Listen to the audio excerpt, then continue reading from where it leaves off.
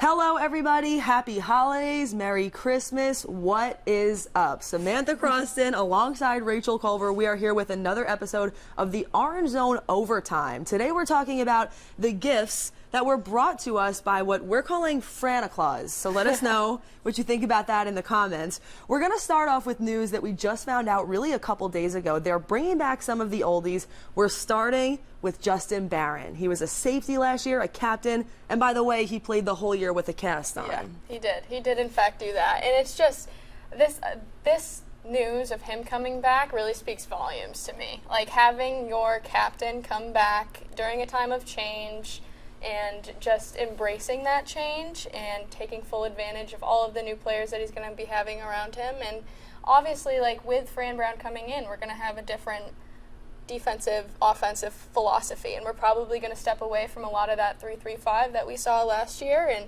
it's it's a defense that can be versatile and can be really beneficial. But I think also in embracing a new defense, it's important to have that guy, that leader, that captain on the field. So, somebody who understands it. Somebody who has been around before, who understood the culture previously.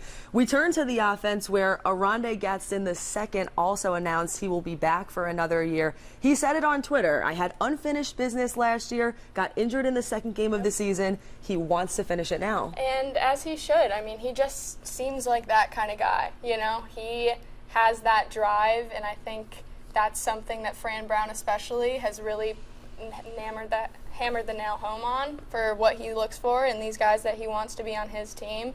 And Gaton, during the 2022 season, really established himself as that go-to guy on offense, and obviously things happened in 2023 that wouldn't allow that to kind of come to full fruition with that Liz Frank injury, which is going to put him out 10 to 12 months.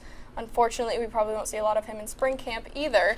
But one of my favorite things about this guy is that he literally spent his time on the sidelines this year, like with the playbook in hand. Like he found ways to be involved, and that's what more could you want in a guy, especially one that's going to be so productive for you on offense going forward in the future. It says a lot about him as a player, a lot about him as a person. Keep in mind, the list goes on and on, but in 2022, this is a guy who led the team in receptions, receiving yards, receiving touchdowns. He was all geared up to be wide receiver one. He wasn't able to do it last year, but now this year, he's going to be catching passes from quarterback Kyle McCord. Right. That was possibly one of the biggest gifts of all, and I think a lot of Syracuse fans agree with that. This is a dude who is already up on the billboards near Destiny USA.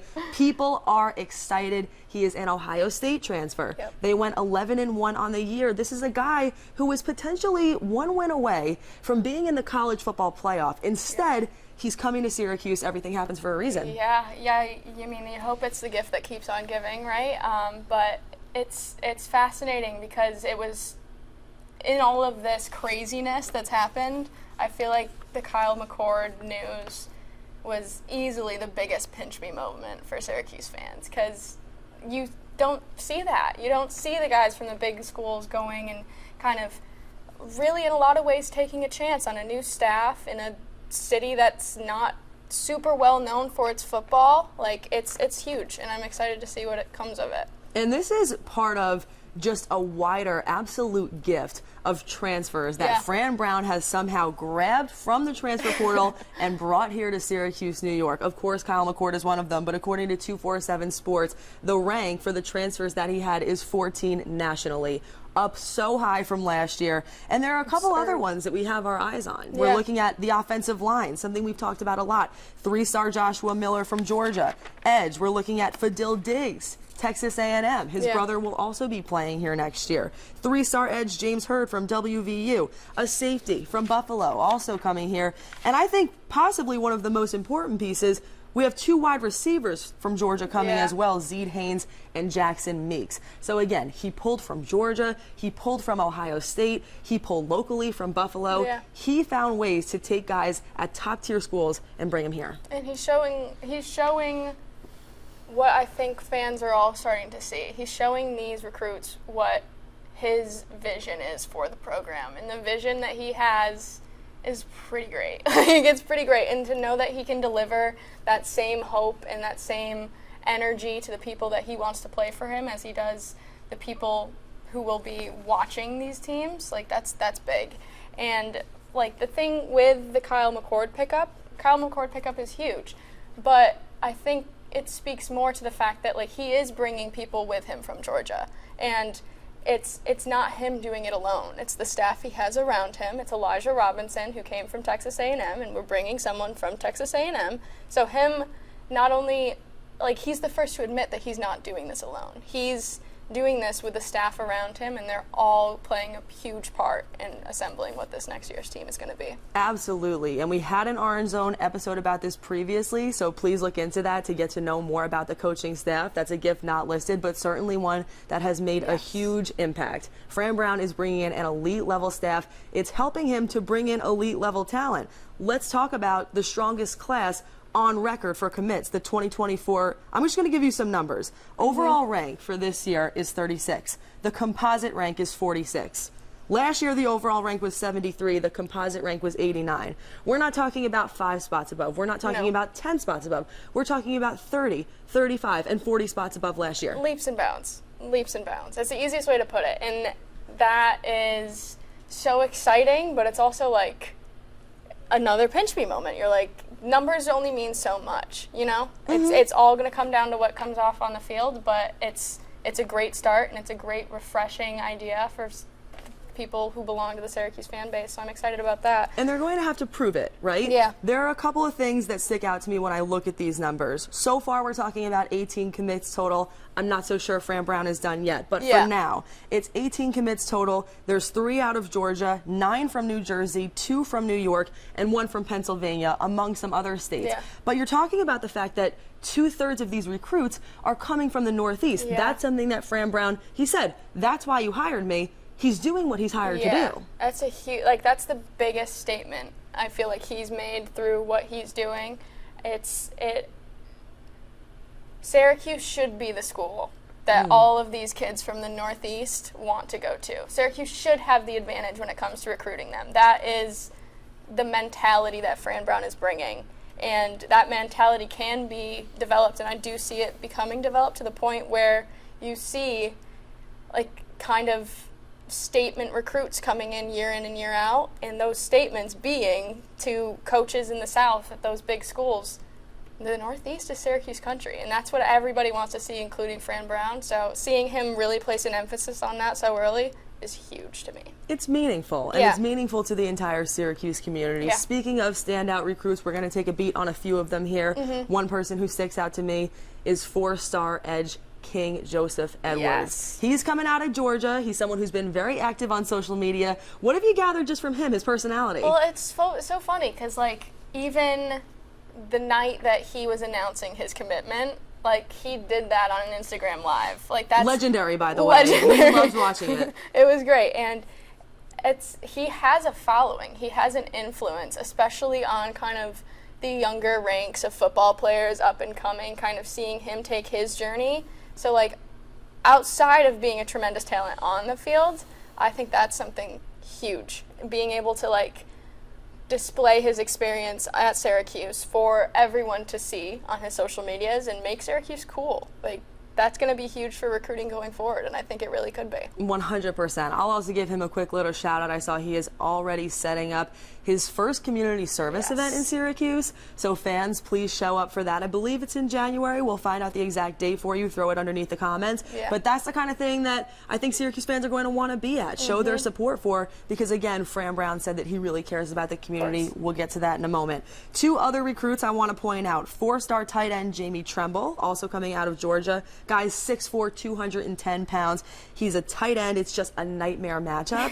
Nightmare. Like, this is not somebody who you want to guard. I'm just honestly thinking about me personally, no. those proportions. Like, okay. And then you also have 3 or 4-star, it depends on where you look, wide receiver Emmanuel Ross from New Jersey. He was a Stanford flip, and I want to just tell you quickly what he said about Coach Fran. He said, Coach Fran was in communication with me when he was at Georgia, so we already had a relationship. As soon as he got the job, we talked more. I spent time with him on the visit. I knew he was the kind of coach I want to play for.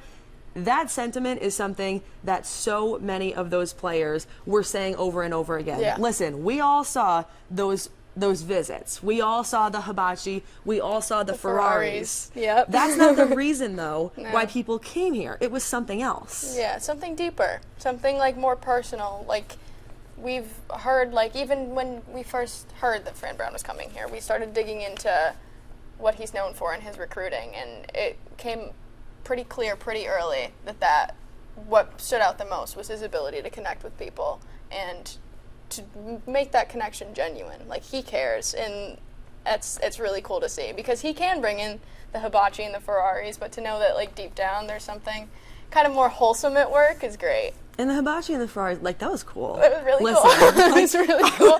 I wish I was a part of that. I want to go, like, just do a day in the life of that visit. Right. But really, he even said in all of his, when people would ask him over and over again, what's your recruiting pitch?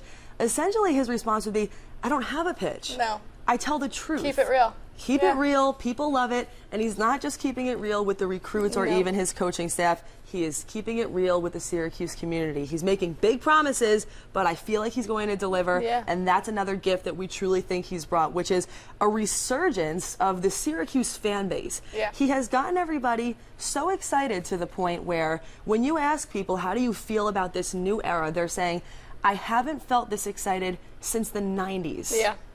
I mean, that matters. The fact that The McNabb era and all that. McNabb, I mean, Paul Pasqualoni, the people who he has talked about saying, listen, I want to go back to that. I remember those days. This is the kind of style and this is the kind of energy and the effort that I'm going to bring to this thing. The only thing he's asking for is the fan base's promise in return to fill out the dome. And that's something that's been on my mind. Be there for it. I mean, what difference do you think that would make, though, to have the entire dome be filled up game one of the season and every game after? I mean, personally, as someone who's grown up in this area, like, the last time I remember being at a filled dome was, like, Big East Georgetown basketball. Like, I've never been to a filled dome for a football game, and more so on that, I've never been to a dome that stayed as full as it was at the beginning of the game that it was at the end of the game for football. So to have that, like, idea and what that atmosphere could feel like, not only for the fans, but, like, for the team, like, that's exciting, and I really hope that we can see that. Like the legitimate penalties that that could cause, the advantage that would have on the game. Absolutely, and it's something we're looking forward to. Last but not least, this is the only other gift that we wanted to point out, is just the promises that Fran Brown has made to the community. It's something that we've talked about a lot, but we're looking beyond the football field for a minute, beyond the gridiron, even what he's brought in. Forget about recruits, players. This is a guy who on the first day said, I'm going to be here until my daughter turns 13. Yeah. And there's a reason why he said that. He surveyed Syracuse. He looked at this entire community. He thought about his background and his own upbringing, which is something he's spoken about a lot. And he said, this is the place I need to be. Yeah. We've asked him tough questions. We've said, are you willing to help out some of our at-risk youth in this city? And he said, it's not something that I want to do. Like, I have to do it. Like, this is something I've prayed for. To me, that potentially long-term could end up being one of the biggest gifts of all. Right, because he's the first person to tell you that it's more than the game, and he's taken the steps to not only say that, but to show that, showing up to coat drives, being involved in the community before he's even officially the head coach of the team. You know, like, season just ended a week ago, and was out there well before, making his face known, letting people know that when he is out at Wegmans or at the grocery store or just out in public, that he does want to be approached, because he is ultimately a part of this community. He's more than just a football coach. That's absolutely right. From the first minute he got here, he was at the basketball game. He went to Van Dyne Elementary School for a coat drive. He is going to be in this community. He says he's here for the long term. I'm really excited for what he has to bring in the future. I know that we both are. Yeah. So thank you so much for joining us for another Orange Zone Overtime episode. I'm Samantha Croston. That's Rachel Culver. New episodes dropping at least every Wednesday, if not more. Yeah. As always, best is yet to come. Happy holidays. We'll see you in the new year. FRANTACLAUS! Drop the comments. Let's hear what you think about him.